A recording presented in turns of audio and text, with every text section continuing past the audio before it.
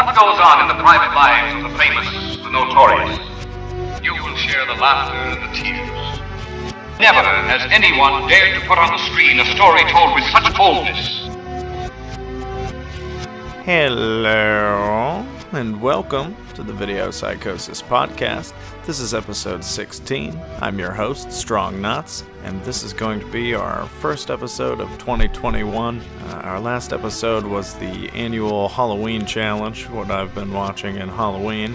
Our longest episode yet. This one's going to be a lot shorter than that, so have no fear. Now, one thing I want to talk about, we're going to be having a film challenge coming up here. If you're subscribed to our Facebook page, then undoubtedly you've already seen about this, so just want to explain a little more about that. It's called Mayhem in May. And basically for every day of May, we're going to have a challenge going on where on the Video Psychosis Facebook page, I'm going to post a daily theme. Now the theme could be anything. Some of them reflect different events in May. Some of them are just, weird off the wall kind of random selections. But let's say, for instance, May 6th is Poop Day.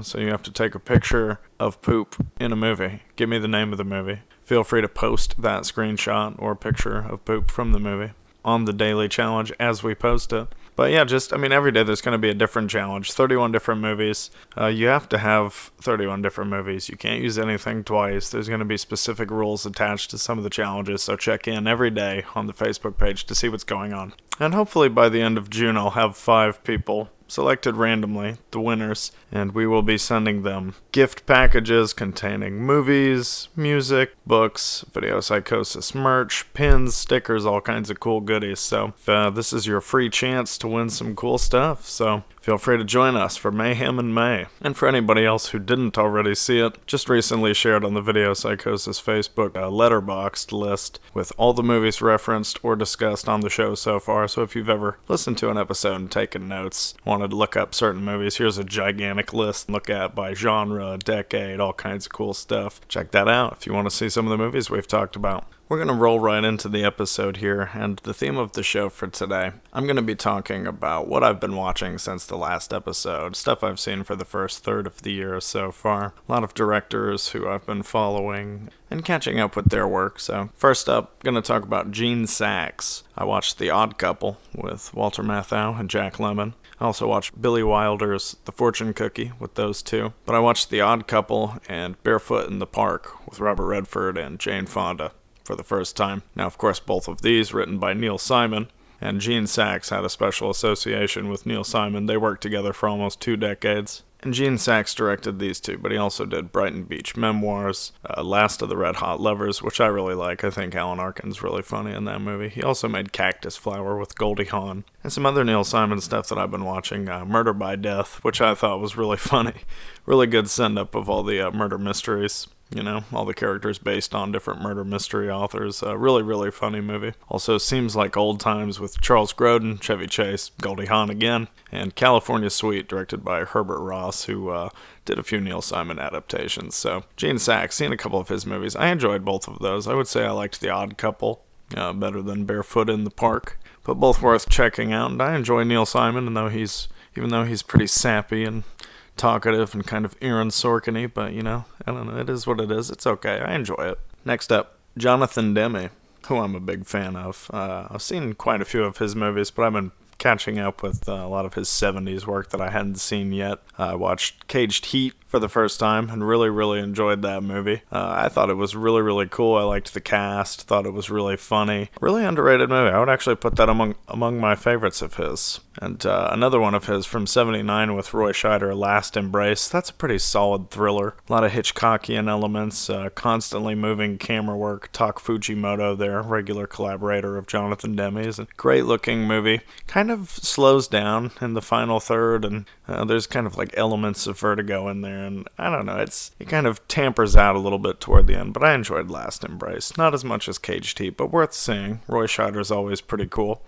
And I rewatched Melvin and Howard, which is still great all these years later. I really like Paul LeMat, and I saw a couple films with him last year, like Aloha, Bobby and Rose, and that's just a great movie. People talk about Jonathan Demme being a warm-hearted sort of filmmaker, very passionate about humanity, kind of loves people, and you can feel that in his characters. And Melvin and Howard, great example of that. Really interesting film. All three of these are pretty cool movies. I still need to see Fighting Mad, Peter Fonda. I'm looking forward to checking that one out. Next up, been rewatching some of Elaine May's movies because I'm a big fan of hers. And I rewatched The Heartbreak Kid, Mikey and Nicky, and A New Leaf. I still need to see Ishtar. I have not seen Ishtar. I've tried to watch it a couple of times and just have not been in the mood for it. I know that's the notorious misfire that, pretty much bombed out her career, but there's been tons of think pieces about that movie and the fact that, when a woman director in the 80s would act the same way that several other auteurs would on any film, like Stanley Kubrick or anybody, they're praised as uncompromising geniuses. But when Elaine May did it, she kind of got basically shit canned, and that's a shame because she's one of the funniest people of all time, extremely talented. And these three are all wonderful films. I think my favorite is probably A New Leaf. That might be my favorite Walter Matthau performance. He's a great crank in that. But Mikey and Nicky I enjoyed even more the second time. I like that one better than The Heartbreak Kid rewatching it. Cassavetes and Falk are wonderful, and it's always fun to watch them play off each other. And if you like really squirmy, cringy comedy, Elaine May was definitely an interesting sort of predecessor for that kind of comedy from the 70s, so definitely check these movies out. Been watching some of Otto Preminger's work, like Anatomy of a Murder, Bunny Lake is Missing, and Where the Sidewalk Ends, and I enjoyed all three of these films. Where the Sidewalk Ends kind of reminded me of another movie I watched earlier this year called On Dangerous Ground, with Robert Ryan and Ida Lupino, directed by Nicholas Ray and supposedly co-directed by Ida Lupino. Just the whole vicious cop goes too far, and, is he going to cross the line? But I think I enjoyed Where the Sidewalk Ends a lot more than On Dangerous Ground because I wasn't really interested in the romantic angle of that story, whereas Where the Sidewalk Ends sort of takes that approach, and you have the suspense of this guy trying to cover up his mistake once he's crossed the line and having to ultimately, spoilers, sacrifice himself to do the right thing. So, yeah, Where the Sidewalk Ends, interesting film. I liked Anatomy of a Murder a lot better. That's a great film. Terrific cast. You got George C. Scott, Ben Gazzara, Jimmy Stewart, Lee Remick, and that's a classic, rightfully so. Bunny Lake is Missing, definitely worth a look. That's a really creepy thriller. And Keir Dalia?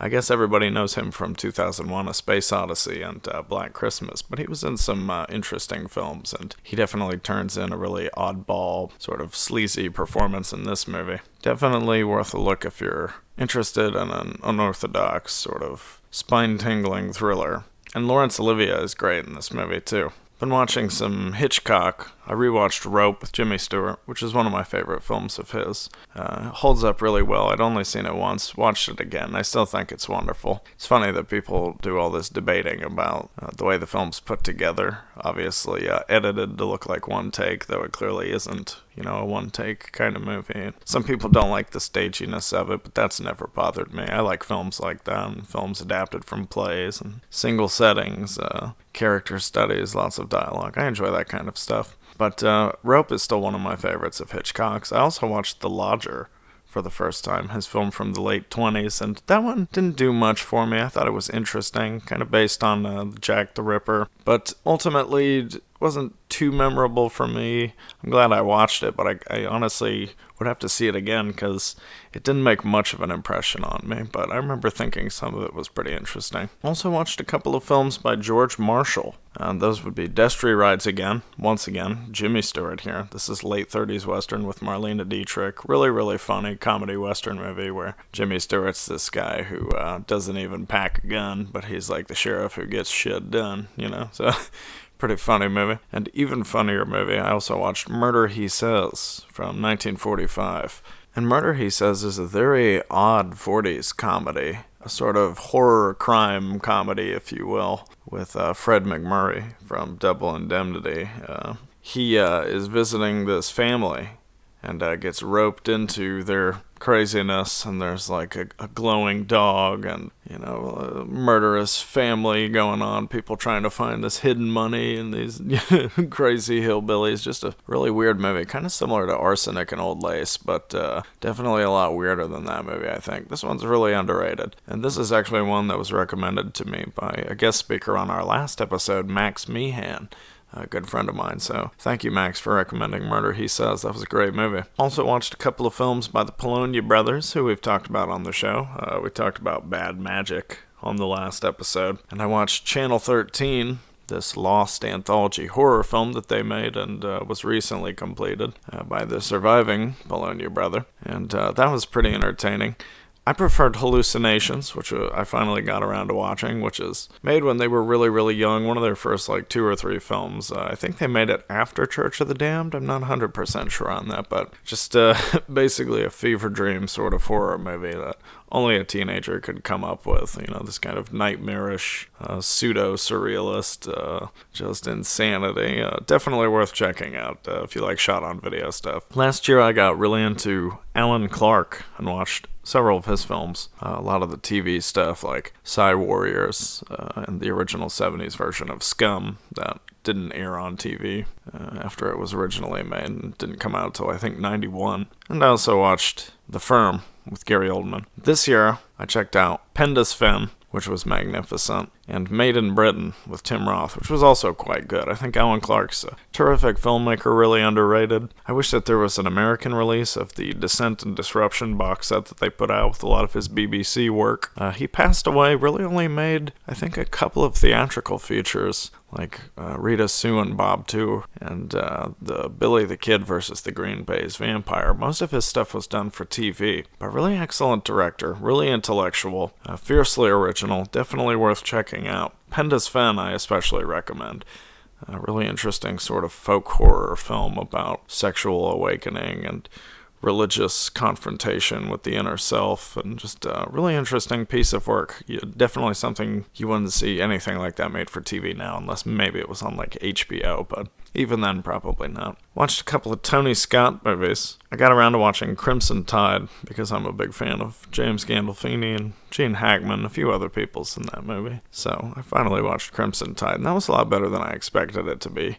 People have pointed out the obvious notion that Tarantino is credited as a ghostwriter on that movie because of the Silver Surfer references and Star Trek random pop culture bullshit, but those are honestly some of the most glaring, cringy moments of dialogue in the movie and kind of take away from the tension in the film. So I don't know, and Crimson Tide also has something in common with another movie I'll talk about soon, one of those movies where war is imminent, and are we ready to potentially end the world and get this thing over with, try and be the ones who come out on top, maybe, if it comes to hitting the bombs, releasing the submarines. And Crimson Tide was a pretty interesting film, but that was a movie I never really thought I would end up watching, so I figured if I'm going to watch that, I should watch a Tony Scott movie I've always wanted to see and haven't gotten around to, so I did that. And that movie's The Hunger, David Bowie, and Catherine Deneuve, Susan Sarandon. Really interesting movie. A lot of people complain that the first few minutes of the film set up a tone that the movie doesn't follow through on, but I thought it was a really interesting piece of stylistic melancholy. And, it is style over substance, but in a way the style is the substance. And,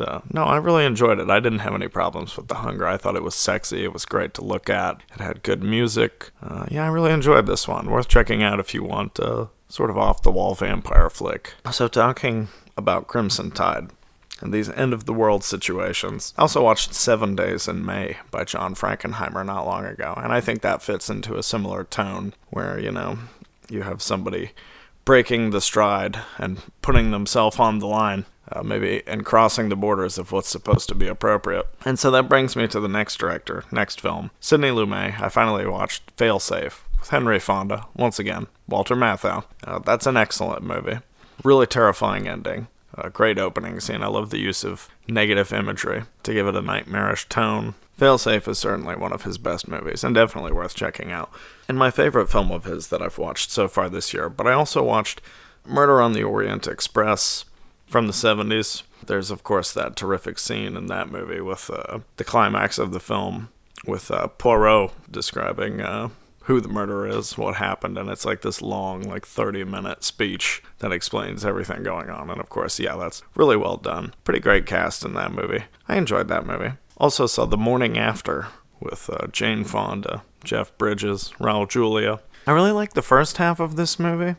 One thing that kind of left a bad taste in my mouth with this movie was that there's so many sort of ethnic slurs just casually thrown around by Jeff Bridges' character, towards Hispanic people. And then, of course, spoiler alert, toward the end of the movie, guess what? The killer is the only Hispanic person in the movie, Raul Julia. So it just kind of leaves a bad taste in the mouth. But I don't know. It kind of sags in the second half of the movie. It starts to become not as interesting. I mean, Raul Julia is a great actor, but I don't think his character is too interesting of a villain. just this hairdresser guy who's insecure. Like, there's nothing really too intimidating or interesting about that. It's a little bit subversive, but it's, I don't know, it didn't do much for me. I think you could trim this movie down, and it is an interesting premise, but not one of my favorite Lumet films. And I also watched Find Me Guilty with Vin Diesel, which was a lot better than I thought it would be. One of his last films made in the 2000s, and it's based on a true story about this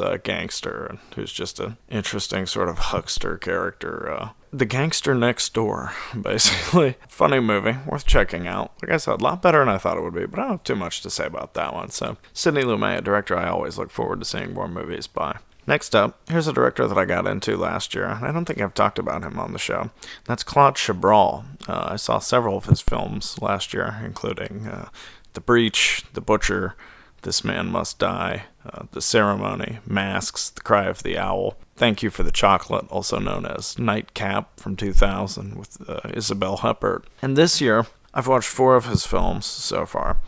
Those would be The Third Lover from 1962, which I really enjoyed. I wouldn't call it one of my favorites. I will say that Stephanie Adron in this movie is just incredibly good looking, as per usual. There's a scene where she's like setting the dinner table, and her arms look really sexy. A woman's really good looking when you're really turned on by their arms. So, be that as it may. The Third Lover itself, interesting movie. Also watched The Champagne Murders with Anthony Perkins, and I wasn't crazy about this movie. It had its moments. I really liked the opening credit sequence, which is kind of odd because another Chabrol film I watched was A Double Tour with Jean-Paul Belmondo, and I didn't care for that movie either, but I also liked the opening credit sequence of that. So both of those movies, Champagne Murders and Twice Locked, if you want to refer to A Double Tour by the awkward English title, they have their moments, but the opening credits, definitely the highlights of the films. Kind of weaker efforts by him, but my favorite film of his that I've seen so far this year was definitely La Femme Infidèle, The Unfaithful Wife. That's a great one. Definitely one of his best films. Really quiet, introspective, moody kind of film. And I like his films because they have that sort of chilly distance, and they're always about just these movies about rich people with problems should not be interesting to most people, but he always kind of elevates these characters beyond being stereotypes, and so this drama that comes into their seemingly perfect lives always has this underlying psychological complexity that I think is really fascinating. So definitely looking forward to seeing more of Chabrol's films. Probably going to watch Innocence with Dirty Hands or Wedding in Blood with Michel Piccoli soon, so looking forward to that. Next up, an Italian filmmaker, that's Duccio Tessari, and I watched 2 of his films. I watched Big Guns with Alain Delon, and that's basically like a sort of Eurocrime, French-Italian co-production.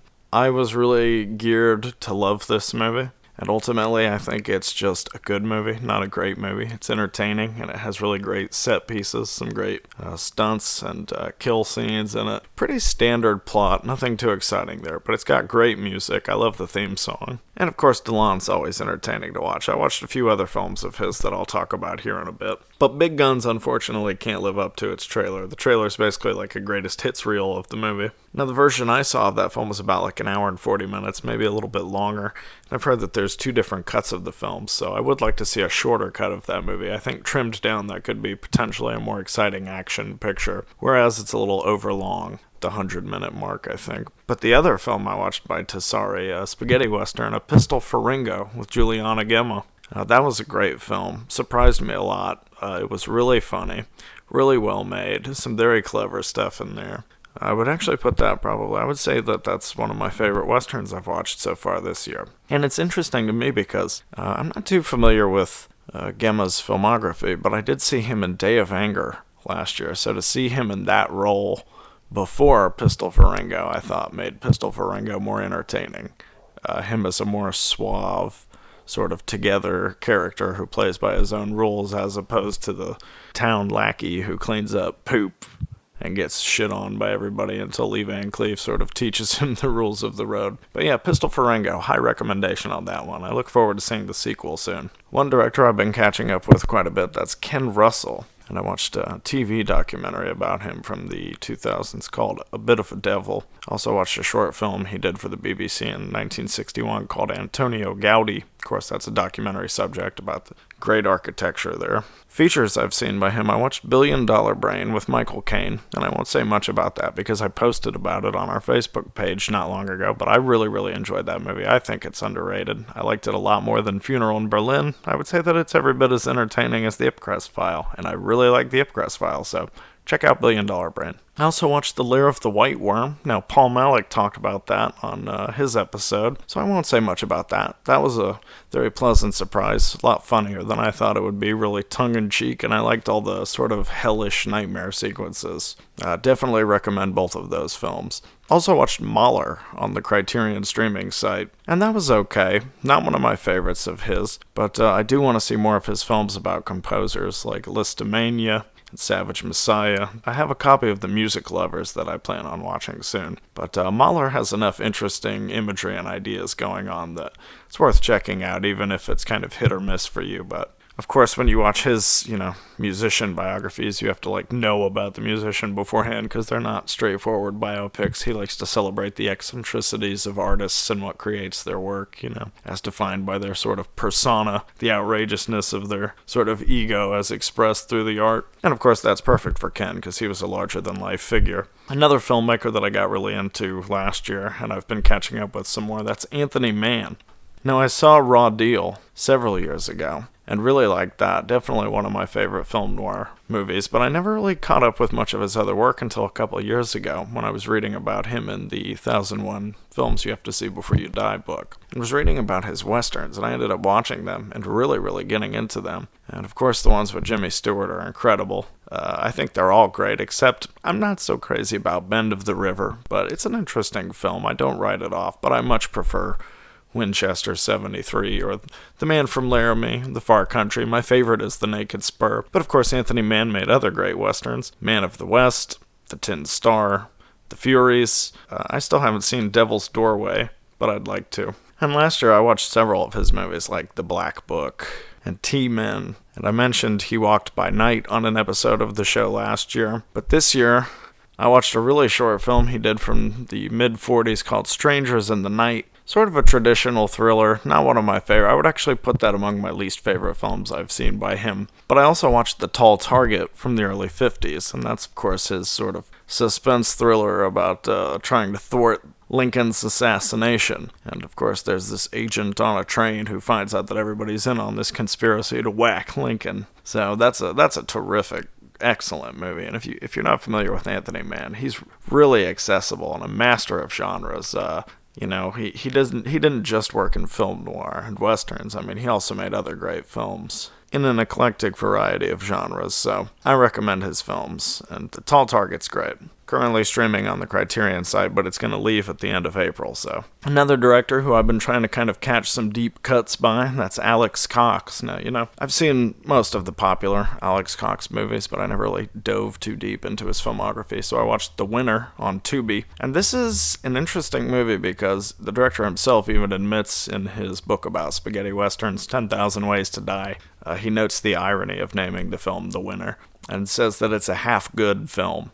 That's his own words, half good. And I agree with him, it is a half good film. The other half, however, is a little lackluster, and you have to wonder what the source of those issues is, like perhaps the budget, or just being pressed for time to edit the film, or maybe not being able to accomplish everything he wanted for it. But there's enough interesting things going on in this movie that I think merits it as worth watching, even if it has plenty of faults. Frank Whaley is excellent in this movie. Every time he's on screen, he's hilarious in this movie as this weaselly little psycho. There are some uneven performances in here, and sometimes the editing definitely doesn't work. Like, there's a sequence with sort of jarring, fragmentary, sort of Godardian, like, editing, like you saw from Breathless, like, with the jump cuts, where the characters are having a conversation and it randomly just keeps cutting, sort of to save you time of listening to conversation. And, the first time with Rebecca De Mornay's character and Vincent D'Onofrio, with the way that scene is cut during their conversation, it doesn't work, and I think part of that is because of Rebecca De Mornay, who gives a really awkward, just flat-out bad performance in this movie. But then there's other scenes later with that sort of jarring editing that work perfectly well. So, I don't know, there's a lot of things at fault here, but it is a half-good movie, and it's worth seeing if you want to check out, like I said, a deep cut in Alex Cox's filmography.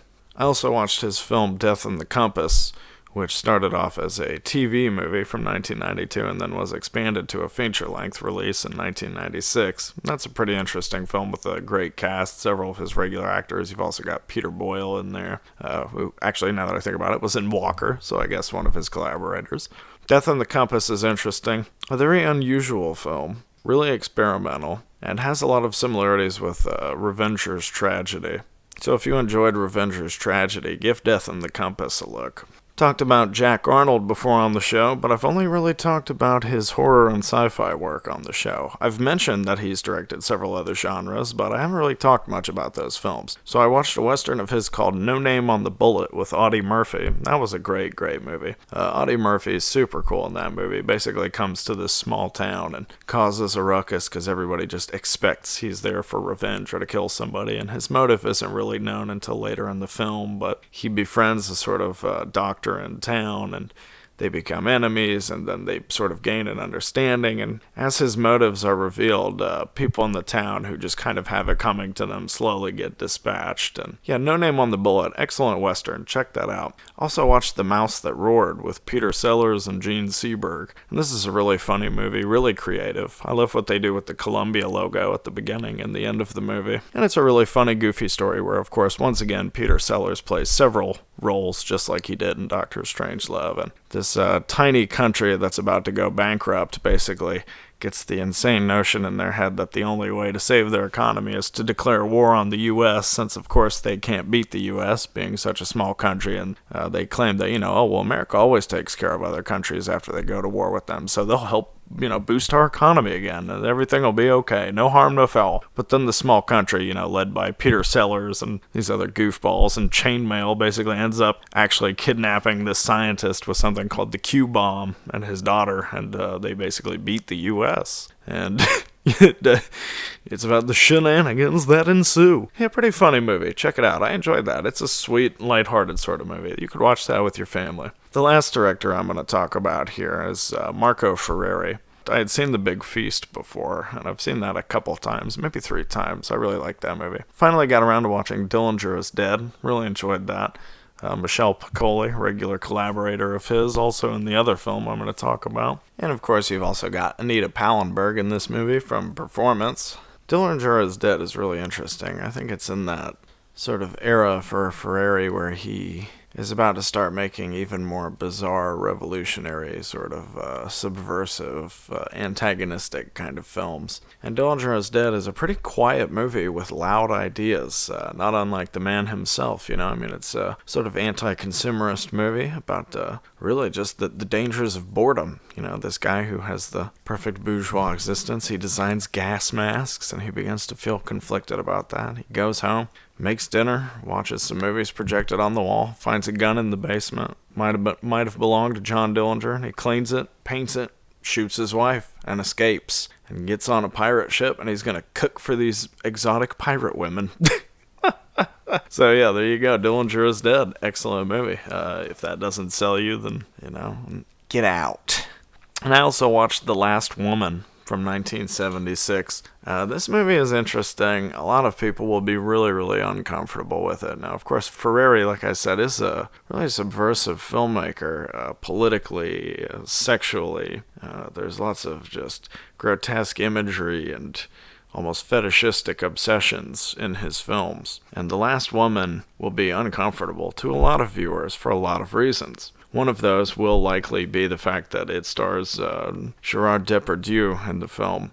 with the recent sexual assault allegations against him, I think make this film even harder to watch because he plays this basically caricaturization of machismo, where he's this guy whose ex-wife is giving him his kid for the weekend, and he starts up a relationship with another woman. And of course, things just aren't working out. He's a selfish person, and he just can't commit to anybody, and he's just a horrible, horrible person. And it's an emotionally brutal film, not unlike a Chabrol film I mentioned earlier, The Breach. Although I'd say that's a much better film than The Last Woman. The Last Woman is a more talky kind of picture where you just sort of view these externalized emotions by the characters and sort of wonder how they can exist like this in this constant state of disappointment with one another, and then it builds to a shocking climax that's really brutal, and even if you know what's going to happen going in, it's still pretty painful to watch. I don't really know if I could say that I recommend The Last Woman. I guess if you like the director, check it out.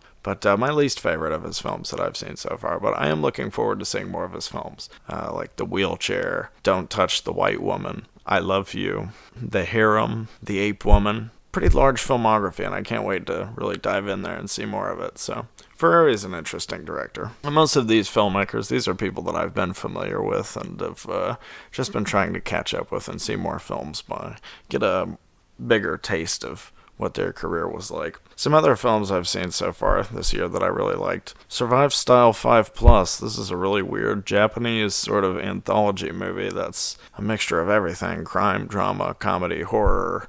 Very odd film, and it's got Tadanobu Asano in it. And I think I've mentioned this film before on the show. Check it out if you want to see something really odd, sort of like Funky Forest. Also watched Umberto Lenzi's Violent Naples. This is, of course, another Euro crime entry from the master of the subgenre, undoubtedly. That's Lenzi. And this one also has Maurizio Merli. I forget if he's Inspector Beatty or if he's the other character, Tanzi, in this movie. But either way, he kicks a bunch of people's asses and has a fabulous mustache. And of course, the punching sound effects in these movies are always glorious. So Violent Naples, check it out. And it's got a really sad kind of ending that makes you want to fist pump. You know, check that shit out. Why not? Watch The Adventures of Prince Ahmed. It's a 20s animated film. They just added a bunch of shorts by this director to the Criterion stream. So check that out, because this is sort of proto-psychedelia, you know, really cool, trippy imagery, very creative and innovative, ahead of its time. I watched Floyd Muttrick's first film, Dusty and Sweets McGee. Now, I'm a big fan of this Australian movie from the 70s called Pure Shit, also known as Pure S, about a bunch of junkies on the run, and Dusty and Sweets McGee reminded me a lot of that movie. I really liked this film. It's got a great soundtrack. It's just a day in the life of a bunch of junkies running around LA, getting into trouble, and sort of fly on the wall, You Are There movie. So thanks to my friend Cody Harden for getting me a copy of that movie. Really enjoyed that. Also watched a solid British crime movie called Sitting Target with Oliver Reed and Ian McShane. They played that on Cinephobe, which is part of the reason I checked it out. And this is a really underrated crime film. More people should see it. Really down and dirty. Pretty fun stuff. Finally got around to seeing Gaspar Noé's Lux Eterna. That was wonderful. Beatrice Dalle and Charlotte Gainsbourg. How can you go wrong with that? Really, really crazy stuff. Don't watch it if you have epilepsy, because the stroboscopic effects are mind-melting. Ethnic Notions by Marlon Riggs. This is a really important and still relevant, sadly, documentary about black stereotypes in pop culture and how they perpetuate this negative image that affects the way black people are treated in our society. And I feel like this could have been a big inspiration on Spike Lee for Bamboozled, but I'm not 100% sure about that. If he has seen it, I'd definitely like to hear his thoughts. It's a really intriguing film. You should see this. Really important cultural document, I think. Marlon Riggs, an important filmmaker. The Magic Christian from the 60s, of course, with another Peter Sellers movie, this one with Ringo Starr and Yul Brynner. Oh my god, so many weird people and things going on in this movie. A lot of people consider it a mess, not unlike Skidoo or other sort of countercultural wannabe products of that era, but I really liked The Magic Christian. I thought it was really funny. Also watched The Red Circle by Jean-Pierre Melville. Once again, Alain Delon. This time you've also got Jean-Marie Volonté. Excellent, excellent movie. Perfectly paced. Beautifully executed. It's got a heist scene worthy of Jules Dassin's Rafifi. Yeah, terrific movie. The hype is right on that one. It really is one of the best crime films ever made, and from the best decade for crime films for my money, the 1970s. Also watched Nick Broomfield's 80s documentary, Chicken Ranch, a legal brothel in Nevada, which was occasionally hilarious, sometimes depressing, and ultimately unforgettable. Check out Chicken Ranch, and you'll learn about a ghost named Harold that haunts the hoes at a bordello. Louis Malle, Elevator to the Gallows. Excellent film noir, sort of thriller with that classic Miles Davis soundtrack. You've got the beautiful, incredibly talented Jeannie Moreau in this movie. Sudden Fury, really cool Canadian sort of crime thriller flick from the 70s with a truly great bastard antagonist character. And a good guy who just keeps getting put in the shit, no matter how hard he tries to fight against it. Sudden Fury, really underrated. Vinegar Syndrome put this out. Definitely worth a look. I think it's streaming on Tubi right now. Check that out. It's really cool. Across 110th Street, watch that in memoriam of Yaphet Kotto. R.I.P. Yaphet Kotto, big fan of that guy. We talked about that on the Facebook page. Definitely want to see more of his work. If you're listening to this podcast and you can find a film from the 70s that he directed called The Limit, about a motorcycle cop. He directed the movie and he stars in it. I can't find any info about that. I'd really love to see this movie. If you know anything about The Limit, message us. Comment on this video. I want to know what the hell's going on with that movie. Where is it? How can I see it? Some more spaghetti western stuff here. It's Requiescant. And this movie's got Pier Paolo Pasolini in it. Really unusual spaghetti western. You've got this sort of preacher character who rides backward on his horse and hits him with a frying pan to get him going. Yeah, really interesting movie. Seen a lot of westerns recently where a church bell is important to the plot. I don't know what that's all about, but I like it. Requiescant, definitely check that out. Great film. For St. Patrick's Day, I watched The Guard.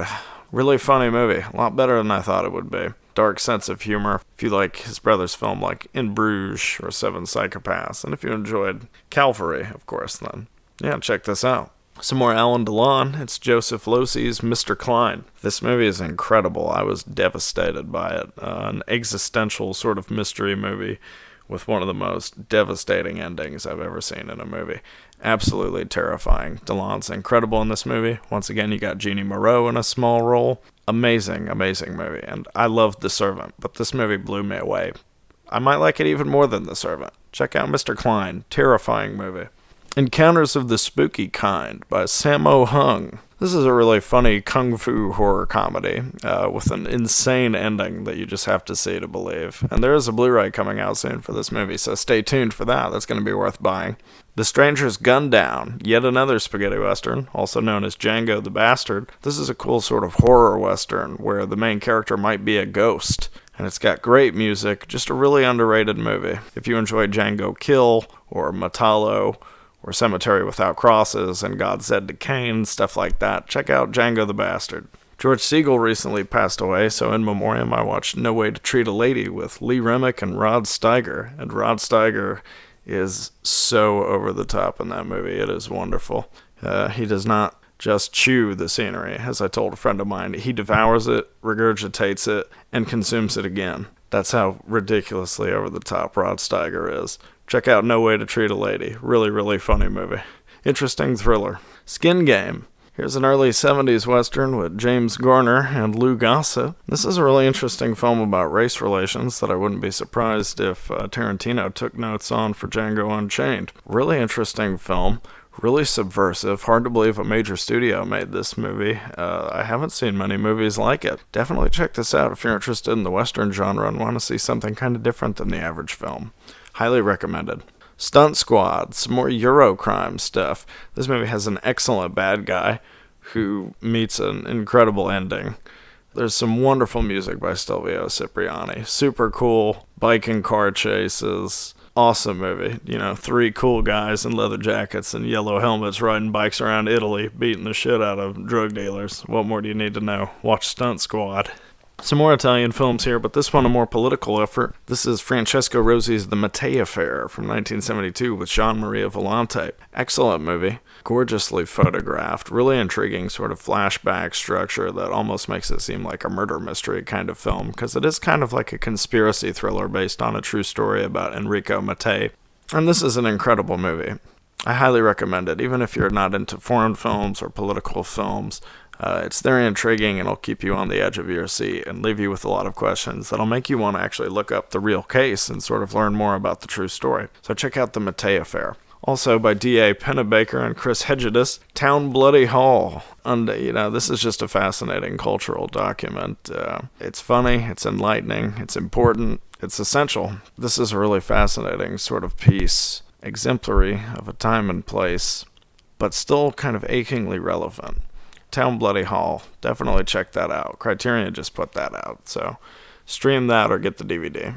Also watched Harold Pinter's movie, Butley, based on another play by Simon Gray. And this is an excellent film with a wonderful lead performance by Alan Bates, who I thought was really great in Day and the Death of Joe Egg. Definitely want to see some more of his films, like Women in Love and The Go-Between, several others. But Butley is an excellent film, definitely not for everyone. If you don't like filmed plays, this won't be for you. It's over 2 hours, but I thought it was wonderful, start to finish, and constantly laugh out loud funny. Butley is just a super unlikable bastard, yet totally charismatic. You don't like him, but you can't help but enjoy being around him, listening to him constantly bitch and belittle and berate. It's the quintessential stereotype of the English professor who's growing tired of the profession and needs a shot of life. This is a great movie. I thought it was wonderful. The tagline's really funny. His wife just left him for another man, and so did his boyfriend. So, yeah, check out Butley. Really funny movie. Also watched Jules Dassin's Uptight, which is an excellent sort of remake of John Ford's The Informer, but centered around black revolutionaries in the wake of Martin Luther King Jr.'s death. This is a wonderful film. Julian Mayfield is incredible as Tank, and he didn't really have a big acting career, but apparently his life story is pretty interesting. He got into some pretty interesting things, and definitely read about him if you have the time for it. Would have liked to see him in more movies, but apparently he did pretty alright for himself. And the whole cast of this movie is wonderful. Lots of familiar faces. Definitely recommend this film. It's experimental, it's sad, it's scary, it's funny. It's got music by Booker T and the MGs, and it's not maybe as exciting as it sounds, because most of the songs are basically just a variation on Time is Tight, which doesn't always work. Like, toward the climax, they use it for a chase scene that's pretty important. I don't think it's all that suspenseful. That song's a little bit too groovy to be on the edge of your seat when you're hearing. Maybe that's just me. But Uptight, excellent movie. Check that out. And the last movie I'm going to talk about here is The Driver's Seat, also known as Identikit, with Elizabeth Taylor. Directed by the same guy who made 'Tis a Pity She's a Whore with Fabio Testi. Driver's Seat's an interesting film. I think it's better to not know anything about the plot going in, because a lot of information is withheld until the end of the film. So if you're going to watch The Driver's Seat, know as little as possible going in. But basically, Liz Taylor, in one of her more experimental roles as a sort of psychologically fragile woman who's going on a vacation and constantly meeting all these horrible men, one after the other. They're all like would-be rapists and just really sleazy people. And she's talking about her femininity and her lust for freedom and how she has to get away, and there's this odd edge to everything in the picture. Like, it's occasionally really unpleasant and kind of frightening, but it isn't quite a horror movie. It's more sort of an adult drama, and builds to a really bizarre climax. Now, the ending is a little too on the nose. It just sort of ends, unfortunately, but this is a really interesting film. A bit of a mixed bag, but worth checking out if you want to see Liz Taylor do something different from her usual sort of movie. It's definitely sort of subversive of her star image in a lot of ways. Check out The Driver's Seat. So with that being said, that's going to bring another episode of the Video Psychosis podcast to an end. Tune in next month because we're going to have another guest speaker on the show. Someone who's already been on, but I'm not going to tell you who it is. You'll just have to tune in for the surprise. And make sure to stay in touch for our Mayhem in May challenge. Until then, this is Video Psychosis, and I'm Strong Knotz. Goodbye. Video Psychosis.